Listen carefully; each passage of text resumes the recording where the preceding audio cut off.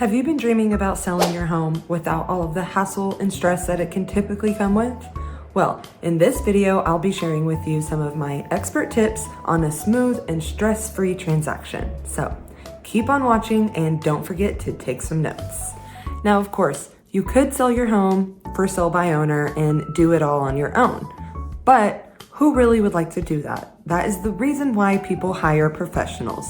Not because you can't necessarily do the job on your own, but because it is another job. You already have a job on your own, and it's not answering nonstop calls, and it's not popping up every time someone wants to show your house and make sure you're available. And of course, it's not endless hours of negotiating and trying to find all of the right partners, titles, companies, and everything else that it takes to really hold a smooth transaction. So my first tip is to always choose the right agent.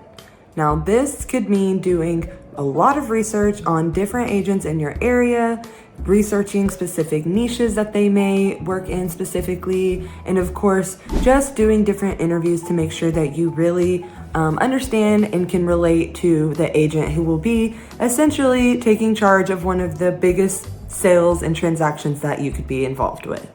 And one of the main keys to really look for are someone who can really help you in the pricing strategies as well as targeted marketing, and of course, expert negotiation, and someone who can really understand and explain all of the contracts. Now, my next tip could possibly be the most important, and that is getting a pre-inspection before it goes on the market. This is essential because now you, as the owner, who could possibly have been in your house for 10 plus years and haven't had an inspection done in quite some time. So knowing what to expect whenever your home does go under contract and the buyers will be getting their own inspection done, this could really help with any surprises that may come up and some big ticketed items that could essentially bust the whole contract. So by getting an inspection ahead of time, you now know what to expect and could essentially take care of those issues beforehand, or you know to price your home accordingly if you don't want to necessarily fix those items and go through that sort of hassle. But if you price your home correctly, knowing what could come up in the future, it could really save you from a lot of time in dealing with busted contracts from what they find during the inspection period. So yes, this could cost you money, or it will cost you money, essentially an average of about $400 for a home inspection, including termite, typically, depending on where you are. But that could really save you so much time and money in the end. So that is a really good investment to make when you're thinking about putting your home on the market. My next tip on how to create a hassle-free home sale is to detach yourself from the emotional outcome when pricing your home.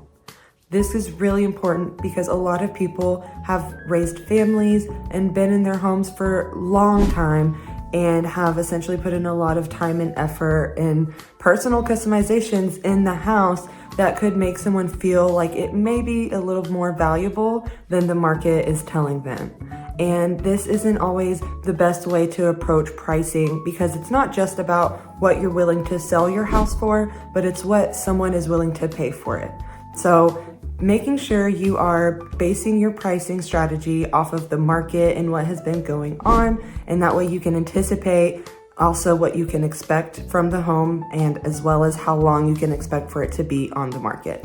The next thing I will suggest to do when preparing your home to go on the market is to declutter and depersonalize the space.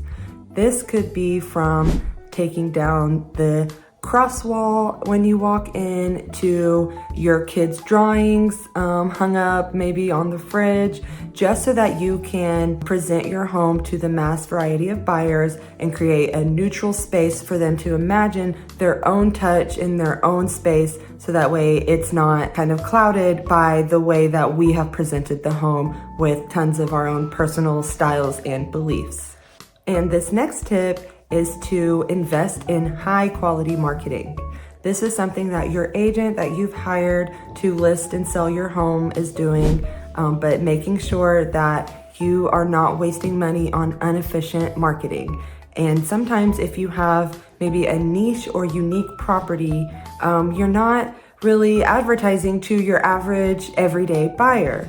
For instance, if you have maybe a horse property or a ranch, you know that your marketing should be very much targeted to your audience that you know will actually participate and come and bring you a bona fide offer and something that will actually entice them to come and view the property. So making sure you have direct marketing, high quality marketing, meaning great photos, videography, and other great ways to really present your home as the obvious choice on the market.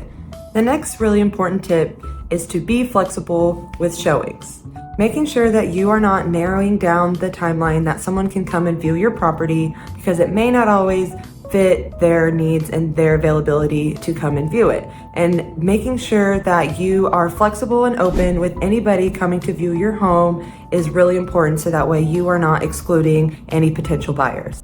Another really good tip is to make sure when you are being presented the offers to your home by your real estate agent that they are also presenting their proof of funds or their qualified letter from their lenders, making sure that they are actually approved to buy your home. And another way to make sure that they are legit and presenting a bona fide offer is to make sure that they are putting in their earnest money in a reasonable time. So that way they know and you know that you're both serious on this contract. And the last tip I have for you today is to make sure you are paying attention to the contract deadlines and timelines you need to meet on all parties.